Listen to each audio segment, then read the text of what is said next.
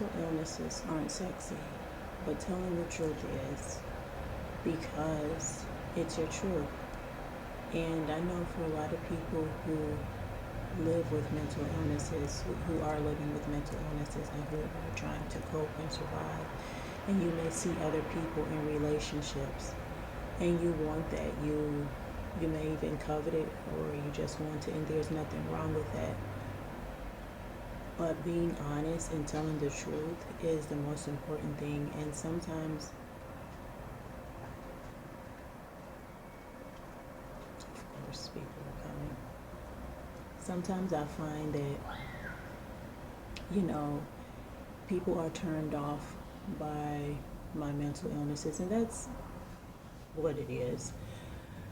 Um, when I was younger, there was this guy, and he actually told someone else, it was a mutual friend of ours, that I had issues, instead of just like coming to me and talking to me about it. I mean, he was okay when we were in the bedroom, getting all the insertions, honey.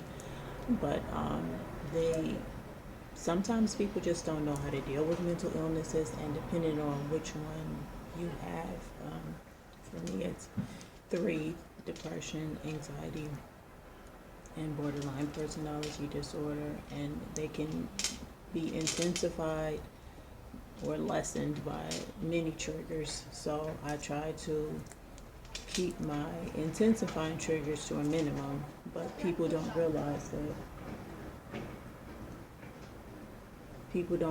that you're coping and that you're trying to do the best that you can. And they just think, oh, that you're this crazy person, and you're not, if you're just depressed, you're just sad, or if you're anxious, just calm the fuck down, or if you have borderline personality disorder, or just take some medication. And it's like, first of all, medication has a lot of side effects, some of which we know, some of which we don't know. And number two, depression is not sadness. It's depression, and sadness is sadness. And I don't know how many times I have to tell people that like, depression is not sadness. You don't just go, okay, I'm really depressed and I'm like feeling suicidal, let me just flip a switch and then like not be depressed anymore. It doesn't work like that. And I don't want to equate people who are surviving with mental illness with drug addicts, but in this regard, it's the same. That you know how they have that support for like families of alcoholics and stuff. I feel like that's what people who have mental illnesses, their loved ones, that's what they need. Because sometimes the people who have it, like, for a long time, I didn't even understand what was going on with me mentally, what was going on with me physically, because mental illnesses affect you physically. I mean, again, and so I didn't understand it, and it's taken me years and years and years and years to understand it, and I'm still realizing what all my triggers are. And for someone who doesn't have mental illnesses, or maybe has no interaction with anyone, or hasn't even come in contact with someone who has mental illnesses, it can be turn off. I don't want to say that, but it can be overwhelming, and it can be intimidating for people who don't understand it. And so my best advice to people who have mental illnesses and who are living and struggling and suffering with it is to understand it yourself. You have to sit down and say to yourself and accept that you have mental illness or illnesses. You have to accept that. There's no other way around it. You have to accept it and deal with it. And I don't want to say there's nothing wrong with you, but you're not a bad person for sure. Like, you have mental illnesses. Okay, that's it. You're going to have some struggle days. You're going to have some really bad struggle days. And a lot of people are going to turn away from you, but the people that stick with them.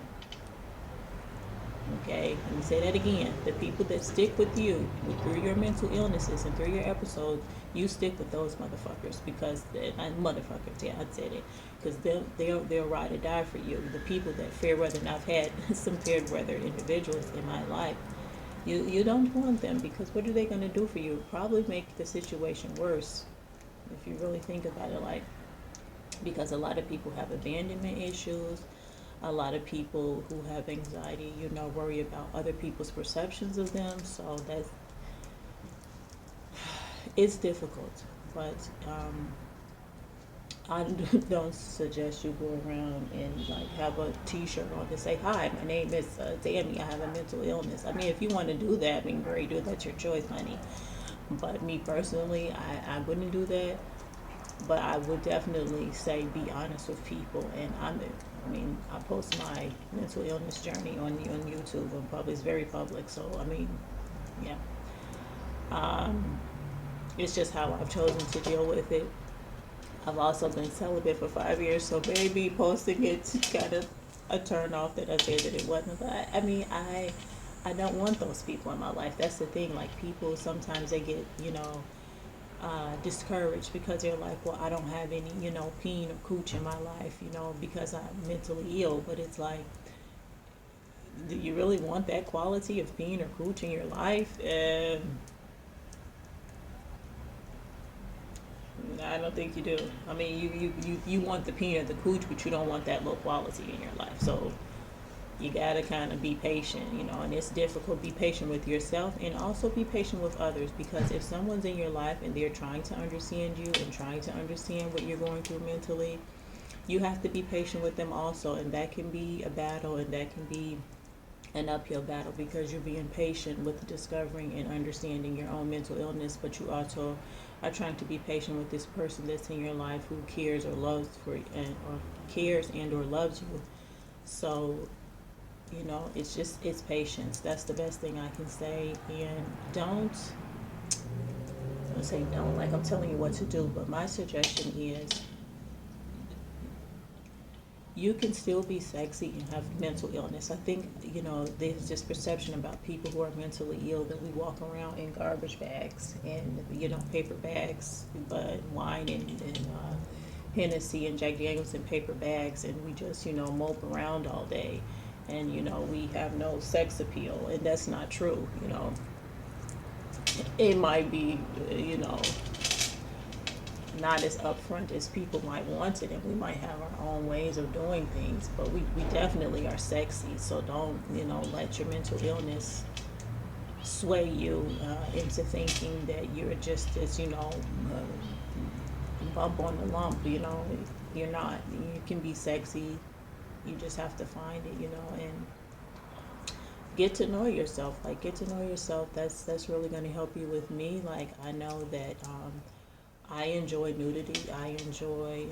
I have an issue with touch, like a big one. So a lot of people don't understand, how are you so erotic and you don't like people touching you? Because I don't like people touching me, and I enjoy being erotic. That's how, and it's as simple as that. And actually, that's way more simple than like trying to get them to understand my mental illness. So but they don't understand it. I do, thank God for that. So that's taking a load off.